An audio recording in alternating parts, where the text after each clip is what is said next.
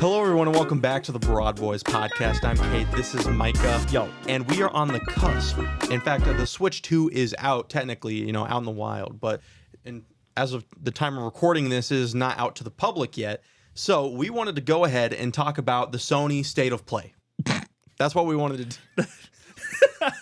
Yes, we want to talk about the Sony State of Play. Yes, exactly. As of recording this, it happened literally 2 hours ago, less than 2 hours ago. And I would say it has some things I want to talk about, some things I don't care for. Mm-hmm. And I have a general gripe. Before we get into any specifics, I got to say, Sony has this terrible, terrible condition of announcing things. And now we're in the realm of everyone doing this, but Sony in particular doesn't show any games that's going to come out soon. Yeah. Like ever, especially from their State of Plays. I've never seen a game that's like coming out this year, though there were a couple. Yep. There were a couple from this presentation, but most, if not all of them, are no release dates, no like semblance of when. You got a year. Yeah, but they look cool. Yeah, but how much can you trust it? Who cares if it looks cool if I'm not going to be able to play it? Well, absolutely. But But there's some cool things. There's some cool. I'm still waiting on Phantom Blade Zero, by the way. That was shown off 2-3 years ago, something like at that. a Sony State of Play, and I'm still waiting. That had the best trailer ever, according to me. You almost have the Silk Song experience. Okay, hold on. We gotta talk about last week. We mentioned the leaked Silk Song date. I'm starting to believe you more. There was some new news that came out that the depots got updated on the Steam page, which hasn't been updated since when it got put on the store page.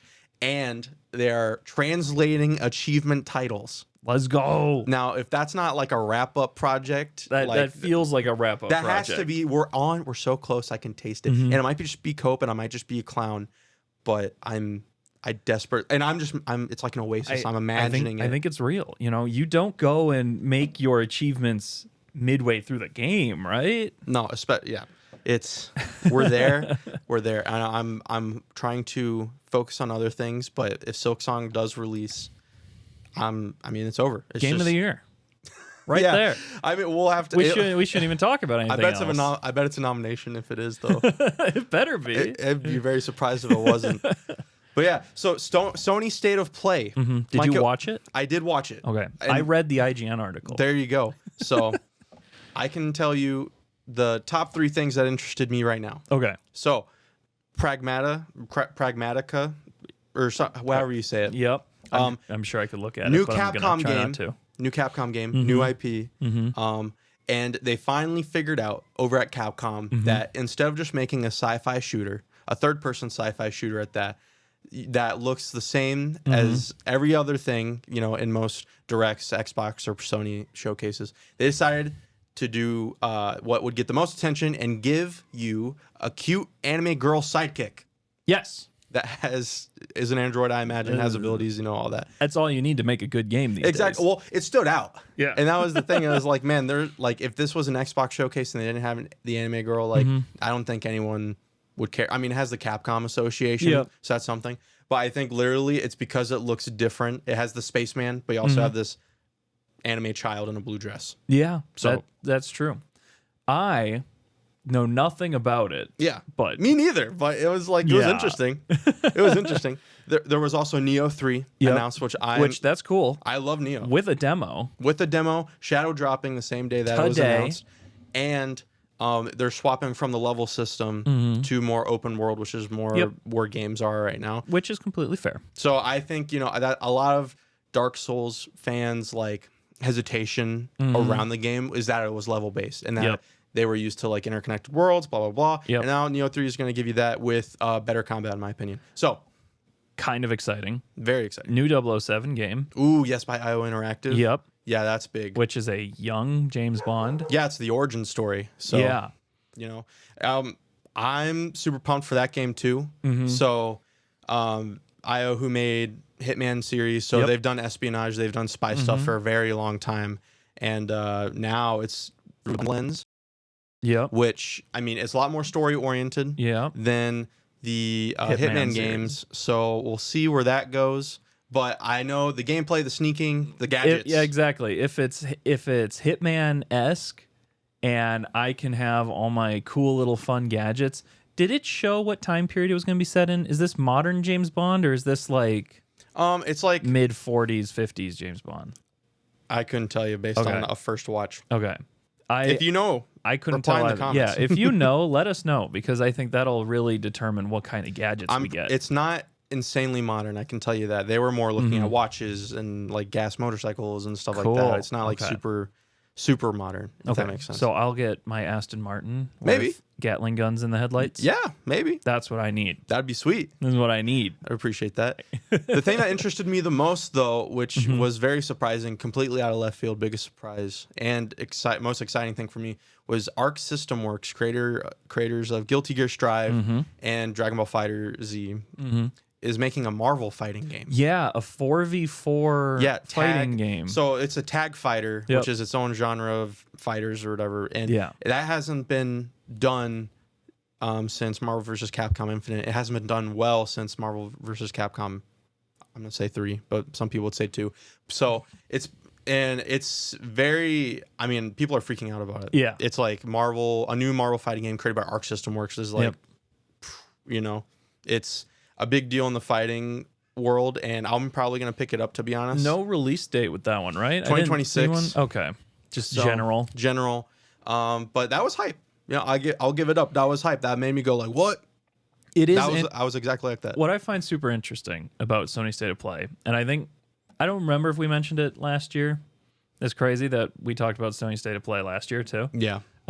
Is that, and you briefly touched on it, is that you're doing a state of play that's meant to drum up hype, but you aren't set on when things are coming out.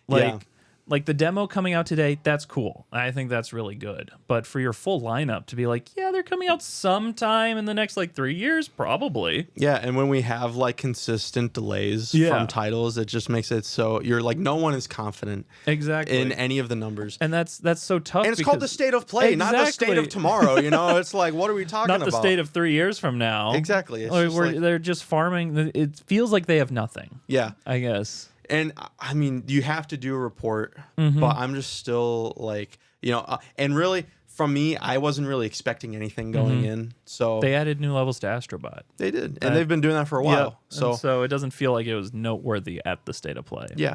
But it just makes me like think like, what is the actual future of the medium? Well, you got to think, right? They're doing it for stakeholders and they want to get them excited.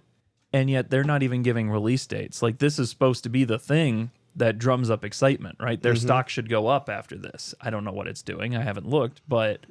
Well, I'm sure it does, though, is the thing. Is that over time, consumers have been at least wising up to the fact that, these release date windows don't really mean much. Yeah. Because we've seen a lot just get...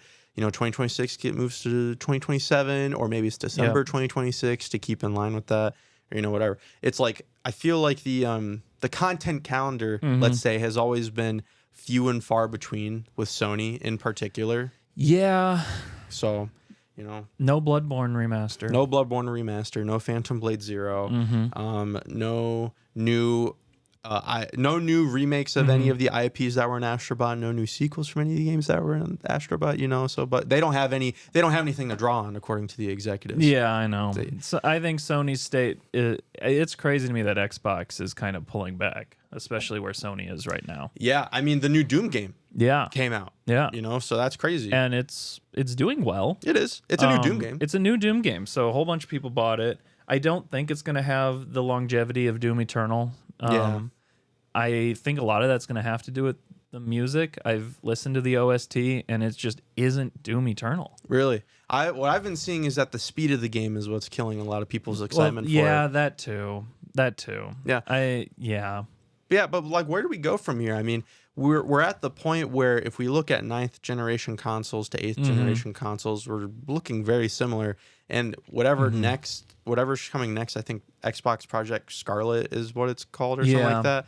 And then if we get a PS6, and now with the Switch 2, the Switch 2 is now more focused on hardware improvements versus a new creative gimmick, which Nintendo was the king of. And now I think that is very appropriate though for the Switch, because I think Nintendo's been behind on hardware for a while. Yeah. and because they've been more gimmicky, and so I think it makes sense for them to take the time to do that. Jury's still out on whether that's going to be reflected in the Switch 2. Yeah. Because I know outside of very select testers who had curated devices given to them, the product is still locked because they did the Xbox thing where if your product hasn't been unlocked, you can't even turn it on, which it's wild to me that they're taking all the worst qualities of the Xbox launch and then putting into their own system. I mean, but yeah. I mean, it hasn't even launched yet, technically. Well, they're in stores and they have stock. It's just you can't purchase them. And so what is happening is store employees are trying to turn them on and stuff, and they're finding that the systems are completely locked out. You can't even turn on the device. All right, well, what turns on the device? You need an internet connection, and you need to do a day one patch to be able to access anything on the device. And so there are obviously multiple issues with that, like if you don't have an internet isn't that just for connection, the launch systems too, though? No, so that's happening for all products that are being stocked in stores currently. Yeah. And so the expectation is that there's going pre-release. to need to be a day one patch that you're going to require an internet connection for. It's the same thing Xbox did. Okay. And a lot of people flamed Xbox for it because they're like, a lot of us don't have just an internet connection, right? We're going to plug a disc into it and we're going to play it. And Yeah, especially for a handheld system. Exactly. So it's that's the fact that that's it's weird. a handheld system and you're going to need an internet connection to even activate it. Yeah, I haven't seen anything about that yet. I'm interested in the launch. I am getting. I'm having a Switch delivered here in the next couple days, I guess. So Nice. I'm excited. You know, I'm gonna play the new Mario Kart. I'm excited for that. Next week, right? This week? This week. Couple days from as of recording this. Yeah, you're one of the people who helped them sell out immediately. Yeah, it was like 20 million of us. Yeah, I know. You know, One of the 20 million. Yeah, are you not happy about that? I was really hoping for a price decrease. Is where. Yeah, for the console itself. Yeah. Yeah, I think people are way more upset about the games than the actual console price. Yeah, which I think is also interesting. I don't know. My own thoughts aside, I want to see if it's actually worth it, right? Everything that they have done for the press release has been one like facepalm after another. At least someone who's done marketing and everything else. Like from a PR side of things, they have launched this in one of the worst ways I think I've ever seen. But it's still going to do numbers. It's still going to do numbers because it's a Nintendo console. I mean, like the last flop was what, the Wii U? Yeah, and that was really and that was really bad. What, 2014, 2015? Yeah, 2013. Long time ago. Could be even earlier.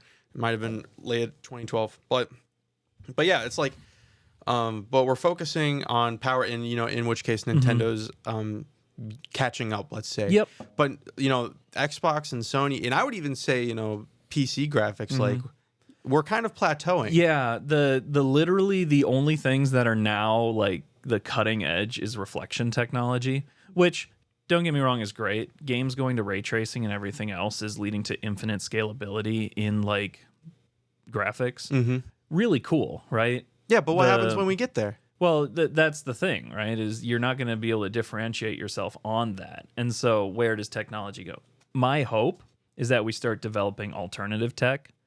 Like right now, VR is an enthusiast activity still. Obviously, the Quest and stuff has tried to make it more mainstream. It's not there, obviously. And so as it's sort of an enthusiast thing now moving into a hobbyist, right? It's like what happened with computers, where to own a computer back in the day, it was $2,000 for something that had 8 megabytes of RAM, you know? And that was a lot of money back in the 90s. Yeah. And then it became a hobbyist thing where it's like not everyone can get involved because it still costs a lot. And now PC gaming is just like, you can do it. Yeah. You don't have to be an enthusiast, a hobbyist, or anything. You can just, most people have a PC they can game on now. Yeah, I think, you know, most mediums have a bell curve, and some take, you know, centuries, some take decades. Yep. But, you know, it's like the trendsetters, the innovators, and then you got, you know, consumers, and then innovation kind of ends once the market is like, once the companies feel like that they have that, like, grip on the market. It's like, no, this is where the technology is. You know, we don't need to do anything else. Yep. Until, you know, some new technology like from movies to video games, let's say, or movies to computers. Yeah, it's going to be something like the jump between single core processing to multi-core processing. Like people have joked about the name is on the tip of my tongue. The game was called, it starts with a C, Crisis. Notoriously very difficult to run even today. Yeah, on the Xbox 360. Yep. And the reason for that is because they had believed technology would advance on a single core unit. So the game was coded in a way where a super powerful single core device could run it really well. Problem is, everything went to multi-core units, right? So you have 24 core pieces of hardware, and you're sitting there and you still can't run Crisis because it wasn't designed to run on a multi-core unit. Yeah. So that is a technological leap. So we could find some other way of processing that would advance technology further. But until that time, you are right. We're definitely hitting a plateau, at least in the PC computing sphere generally. Yeah. Like, we're at the point where now it's like, we're going for the ultra realism, and you can still tell what's real and what's not, unless you're over a certain age. But for the most part, you can still tell, what's real and what's not. And I'm wondering if we'll ever reach that uncanny valley, I think for certain things we definitely have. I've seen a lot of clips of people doing gimbal mounted stuff on household items, and then there's a trend going around where, you look at something and you go, I can't believe we're now believing real life things are actually video games. Yeah. It's even that one game, what was it, like Body Cam or something like that? That was probably the most realistic game that I've seen, and of course it was because it had the filters and all that, but it looked super convincing. There are definitely games that are hitting uncanny valley, because now you're at that point where real life actions, depending on how it's filmed or whatever, might look like it was actually in a video game. Yeah. So here are the options that I see going forward for video games, at least, is we stay in the area we are now, where it's common to be on a console or a personal computer, let's just say, for all the consoles and all that. So even though we had that debate previously, we're just going to generalize as personal computer gaming. Let's call it that. It stays where it's at right now. And really what's going to need to happen is there needs to be innovation in the software for really people to not get tired of the medium at some point. Exactly. Right? So that's option one. Option two, I see a new technology like AR or VR. Maybe we got new glasses technology coming in. I can see maybe some innovations in that area to maybe even potentially surpass personal computer. Yeah, I've seen a lot of really cool AR technology coming out. Hollow tables is a really big one. It's literally like Star Wars. Yeah, it's insane. It's super cool. So if that becomes popular and consumers, it's easy for consumers to get into that. Then I can see that not only reshaping how we do a lot of things in life, but I can see where gaming and other hobbies kind of overtakes the personal computer gaming.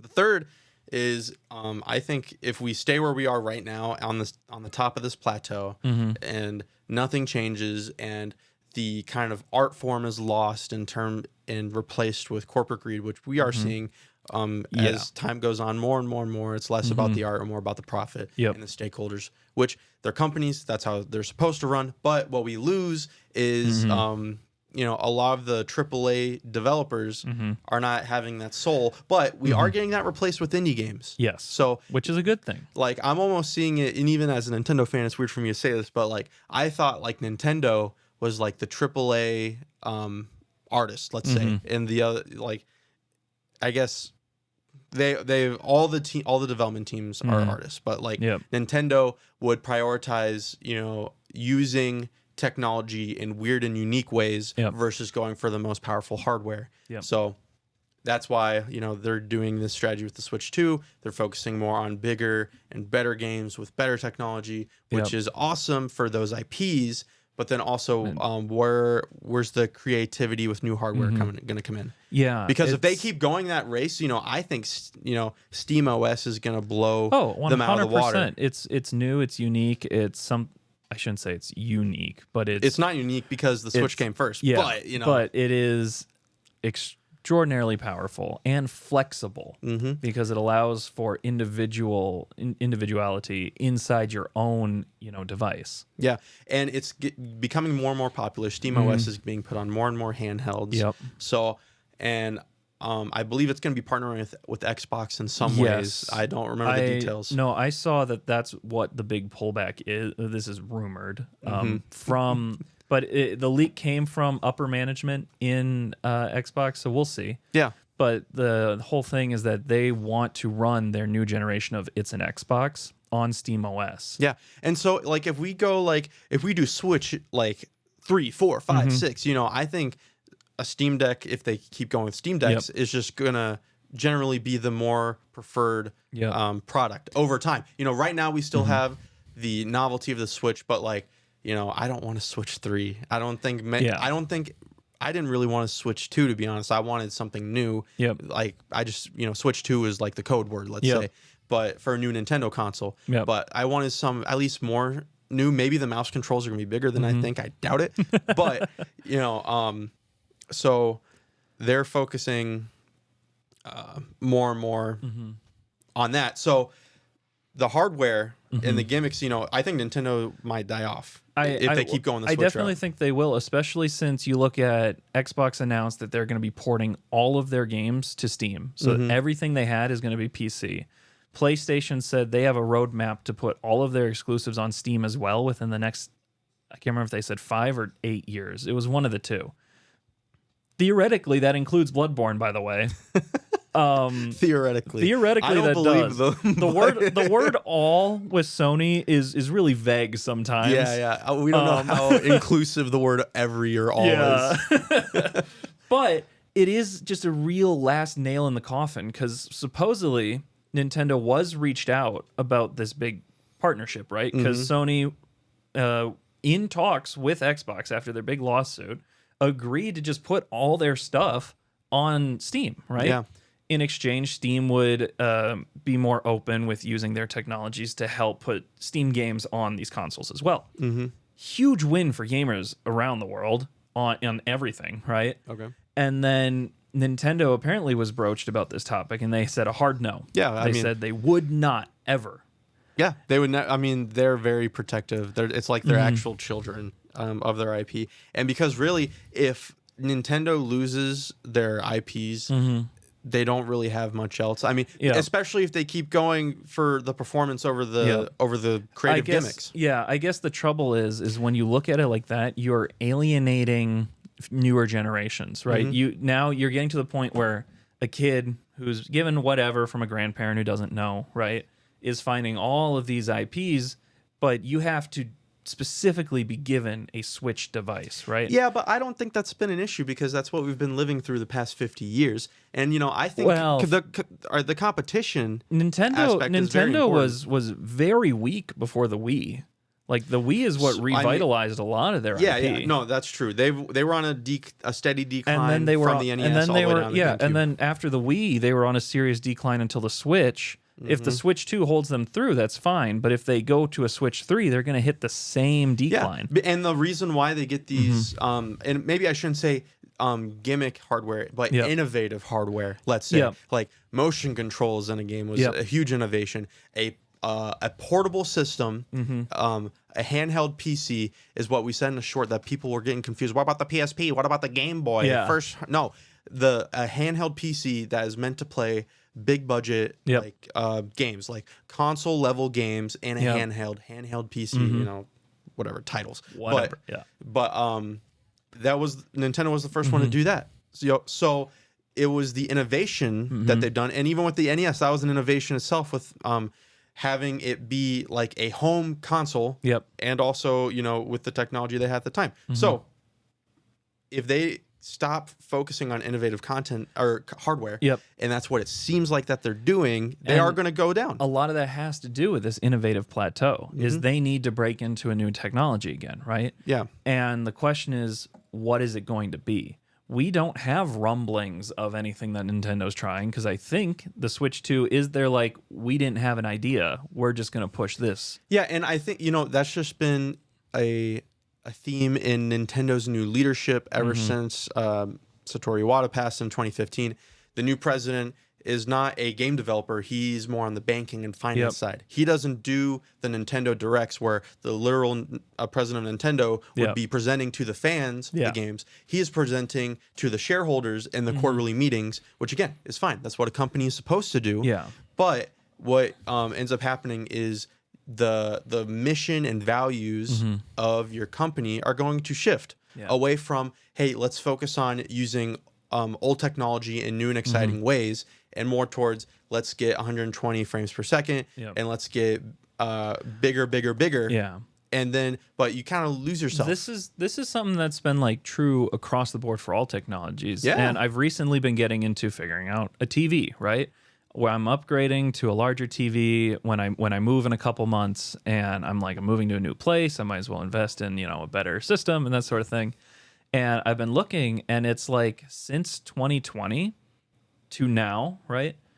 There have been marginal improvements, and everything's gotten so much cheaper. Yeah, right? TVs are super cheap unless you go like QLED and stuff like that. Well, even QLED's only $1,400. Yeah, which is crazy. It used to be 2K last year. Yeah, like last year was 2K, and it's simply because every following generation improves on things. Like the technology is getting better, but there's no more leaps and bounds, right? Yeah. So where do we go from here? Not just even with gaming, but like every technology.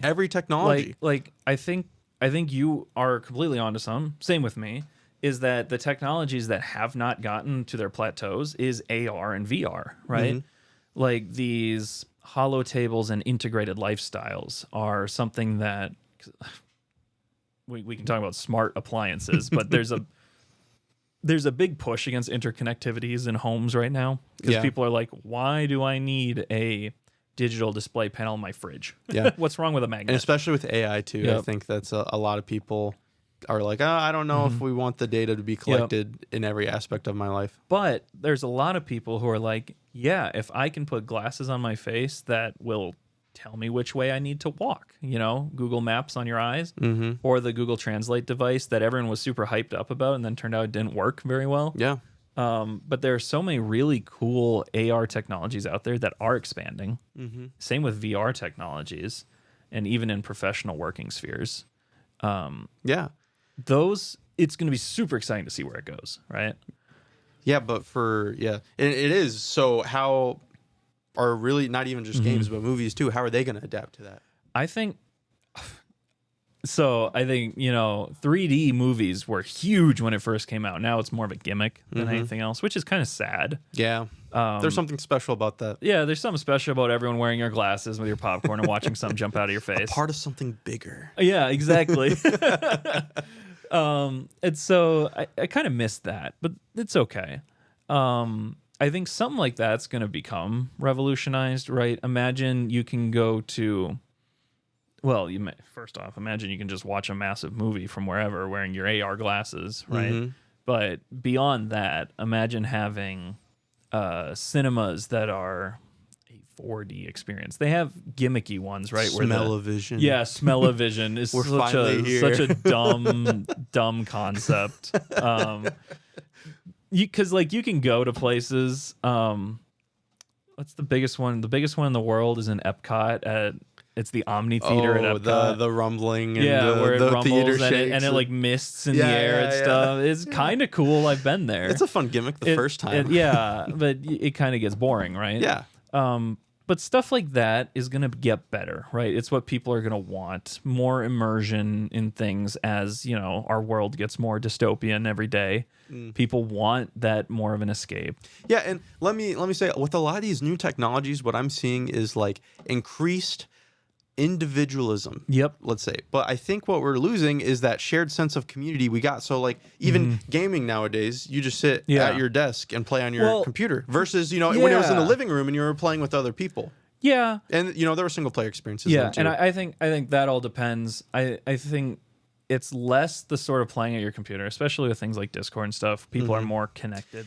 Connected, but like in real person. Life, it's like that's fair. It's like if you have your AR glasses and you're watching a movie and you're the only one there watching the movie, no one is like talking or interacting with that movie. I completely agree with you. I think where's the shared experience? Exactly. I think that's what the issue is, that with internet and everything else, the world feels united over shared experiences, right? But we're not actually sharing in the experience. Yeah. You see? That might be why like Gen Z has like the lowest amount of relationships ever. I know, like compared to other generations at this age. It's interesting, right? Because when you talk about when you have a phone, everyone has a shared experience with a phone. It's your face in your phone walking around, right? You have that shared experience, but no one is sharing experience because you're all individually on your phone. Yeah. And it's just been exacerbated with some of this new technology. And I'm not saying I'm not looking forward to this technology. Oh, obviously, it's gonna I be am. great. It's gonna be obviously, I am. I'm super looking forward to having my glasses and doing all these things and not ever having to talk to anybody in person ever again. That being said, there is some lost there. It's like I'm gonna be raising my kid through my VR headset. I went to an arcade 2 weeks ago. Oh yeah, I had an absolute blast. I There's love a whole bunch arcades. of people there, but they just don't really exist anymore. First off, why is an arcade so expensive? Well, the machines are kind of I know. and rent prices and all that. The one that I really enjoyed is I went to you pay once, right? And then there's like 150 pinball machines and antique arcade stuff. It's in the city. And that's a lot of fun because it's one pay. You can stay for like 4 hours and do as much as you want. But I've been to an arcade where they give you the card and you swipe it. Yeah, Dave and Buster's Dave style. and Buster style. Yeah. And $20 gets you like 45 minutes. And There I'm you like, go. that. Hey, that's pretty good time for $20. That's once again, I think arcades are ridiculously expensive. Yeah. And I think it's like almost unapproachable, right? Yeah. You remember back in the day, you stick a quarter down. I guess I was never a quarter. Mine were always 50 cents when I was younger. And already I thought that was a lot because I'm like, I'm gonna go through like $4 really quick, and $4 was a lot to me as a kid. Yeah,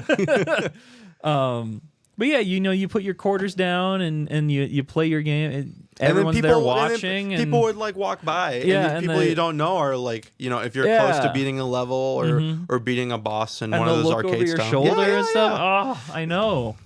Anyway, But the Discord screen share though, it's basically the same thing. It's basically I will say Discord screen share is probably one of the best things to happen. And now with our new Nintendo Switch 2 game chat screen share, it's going to be better than ever. Game chat screen share where you can put your head as your icon. And you go in like 10 frames a second. Yeah, so, the absolutely ludicrous frame rate.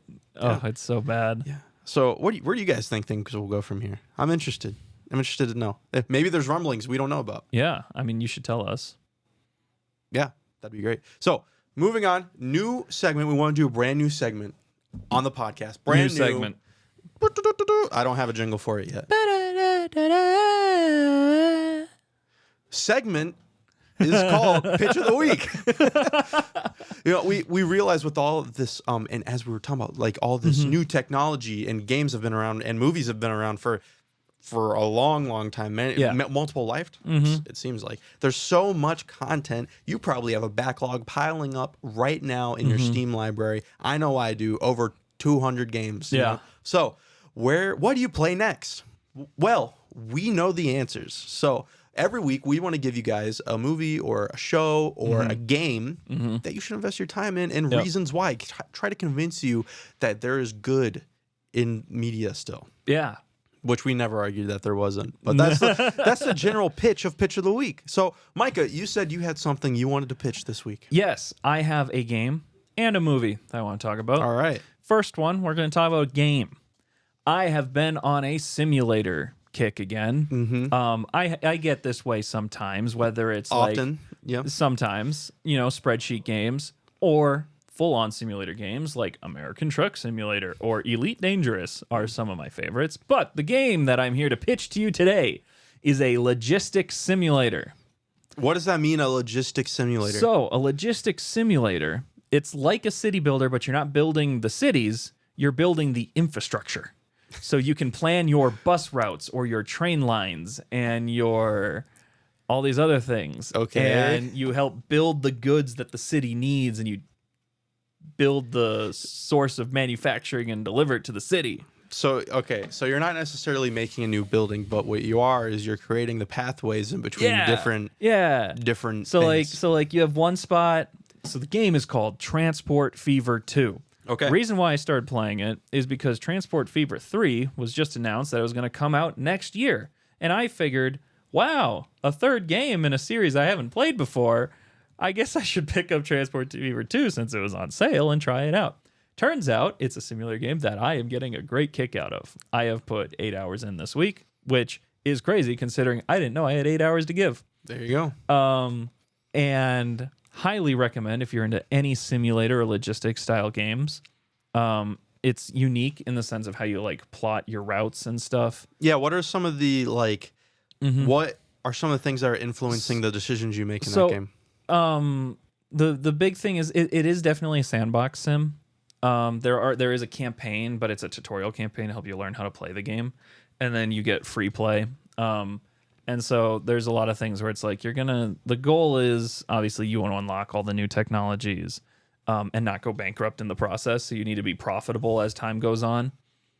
So there is like this progression of as the game's moving, you have to be doing things. Yeah. So you're managing resources. And you're managing space, I imagine, with where you're putting stuff and all that. So and so it's not hard. Obviously, if you make a really dumb decision and you bankrupt yourself, you can't recover. So there is that. But once you're doing well, it's kind of hard to fail. But it is a lot of fun with doing new technologies and everything. It's the first logistics game I've played where you have trucks, trains, planes, and ships. And for all of those, you have two types, cargo and passengers. But cargo also has multiple types of cargo where you have raw goods, manufactured goods, liquids. And so it's really cool because you have like a lumber camp and those are all there. And then you got to put your truck depot next to your lumber camp and you got to take it to your sawmill, which turns into planks. Then you got to take it from your sawmill over to like... but you're not building these buildings. You're building like the truck depot. You decide where the truck depot goes. Okay. And then you build your road from there to your next spot. So what would you say? Is it like the satisfaction of the game? Is it like extraordinarily high? Yeah, so is it a single like moment and it's like, oh, it all snaps together, or is it gradual like bigger and bigger and bigger? And it's like a checklist game where you're like, okay, so the year is 1850. And this city that is closest to me needs, I don't know, lumber, right? Okay. Just lumber. So you go through different time periods too? Yeah. New stuff unlocks as time progresses. So like you get to 19 or 18, whatever, and you get your first steam locomotive. Similar to Civilization, kind of? Kind of. In that sense. You have a lot more flexibility because benefit is you have your normal like pause, 1, 2, 3 times speed, but then you can also adjust how quickly the years go by. So you can have a really quick game, a really long game, however you want to do it. Yeah. And so it's kind of cool. And so if I'm gonna play this game right, I'm gonna do a session of Transport Fever 2. Transport Fever 2. Yep. Thank you. And am I setting aside 2 hours to do one session, or am I spending multiple sessions building on one? So the benefit is I've gone in and I've played 30 minutes and I felt like I accomplished something. It, like I said, checklist game. So you're going to be playing and you're going to be like, well, I should really do this, and I should really do this, and I should really do this. And so if you're not watching yourself, you can go from one thing to another thing to another thing to another thing and just keep going without like getting to a spot where you're like, oh, there's nothing left to do, right? Yeah. Because there's always one more thing that can be done to optimize your system, to make improvements, to connect the next manufacturing line to another city, you know? Yeah. So... Okay, it definitely does not sound like my thing. We've established before. I tried Frostpunk, not my thing. I don't think city builders or simulators like Civ. I'm not a big Civ guy either. No. I've tried multiple times. I've tried. You know, I just don't think that's my thing. This isn't a recommendation for the thing, but we should definitely get you into like Planetary Annihilation or something. Okay. It's an RTS, and it's really good. Okay, I'm fine with RTSs. Okay. You know, I think, just some of the city simulation stuff. No, I got you. Just doesn't pique my fancy. That's fair. Yeah. And you had two things, though. You had a movie recommendation. So, two things. One, I watched this movie called Sinners recently. It's the new big thing. It has a 97% on Rotten Tomatoes, a 9 out of 10 on Metacritic, and a 7.9 viewer audience score. Okay. 7.9 audience score on a 97% Rotten Tomatoes better tell you something to begin with. I thought so. First off, Sinners. It's a horror film. Okay. It has Michael B. Jordan in it, stars right? Michael B. Jordan. Okay. Yeah. Playing himself twice. He's twins. Fun fact. Okay. He is brothers. And the way they did it is really funny because they had a stunt double who like sort of looked like him, but then they had him wear a full face rig. So it's a full CGI face. You can't tell. It's really good. So I'll throw that out there. Is this the recommendation? Sorry. Yeah, this is part of the recommendation. This is? Yeah. Okay. Cool. Sinners is my recommendation. I think it is worth a watch. Okay. I finished it though, and I was definitely of the side where I'm like, I really enjoyed that, but I would never watch it again. Okay. So the reason for that is it's a 2-hour movie. Okay. And the first 2-hour horror movie. 2-hour horror movie. Yeah. Where the first hour and a half is not horror. What is it then? It is thriller, gothic? No, it's like this really deep. It's not deep. I felt like it was on the nose, but a few of the people I was watching didn't quite get what it was trying to say. But anyway, it's about the black community down south during Jim Crow, and Smoke and Stack is the twins. Yeah. That is Michael B. Jordan, and they're gangsters from up in Chicago who came back down to the Delta area, and they're gonna open this juke house, right? So it's just music hall basically, and so it's a deep thing about music and the spirituality of music and black culture and stuff like that, and that's super cool. The campy part of the horror is that the music so whatever has a spiritual property that it can call back the ancestors, right? Okay. And they had this really long, I think it was 8 minutes of where it might have been longer than 8 minutes, where the kid was playing his music in the juke, and it was showing like all sorts of different black history and stuff, even reaching into the future, like the music transcends time type of thing. And that music attracted the vampires. Okay. Okay, yeah, it's a vampire thing. Okay. And it's every single trope of a vampire, right? They can't come in unless invited. Garlic. They can't eat garlic. Oh, yes. A stake to the heart. Finally, some accurate vampires. Exactly, some accurate vampires. Anyway, there were some religious undertones. There were some interesting things I noticed. So things like kind of flips the whole vampire narrative on the head, because it was like the church was a weird like subtext to the whole film. But the church didn't have any power against them. Like one of the characters tried saying the Lord's Prayer, and the vampire joined in with him and said it brought him comfort too. So there was a little bit of like religious subversion, which was a lot of why I saw a lot of critics liked it. Is it subverts the traditional vampire thing. Okay. Anyway, the vampire bit, they were in it, but the horror was only like the last 30 minutes. And it was really campy, which kind of sucks. Okay. So the vampires were every single thing the vampires did to kill them. Oh my gosh, hold on. So this is spoilers for the Sinners. This is spoilers, I should say. They're not allowed to come into the juke, right? Yeah. But one of the gal's husbands goes out to get the car, right? And they kill him. And he comes up and she's full of grief, right?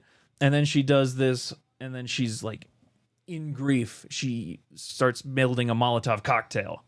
And she yells out, "Come in, you bastards," and just invites them in, right? Okay. And so then the literally like 15 vampires then attack the 5 of them inside. Okay. And the fact that they're able to put up a fight for quite a while, and then not even that, they do a retreat because they kill one person they're trying to turn, and they're like, "No," and then they back off.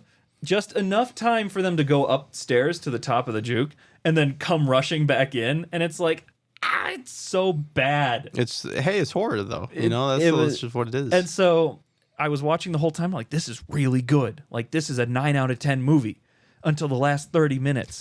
And in my mind, I'm like, this is now like, I think I gave it a 7, like a 7.2 when I watched it. Thinking back, the last 30 minutes really wants me to make it a 5.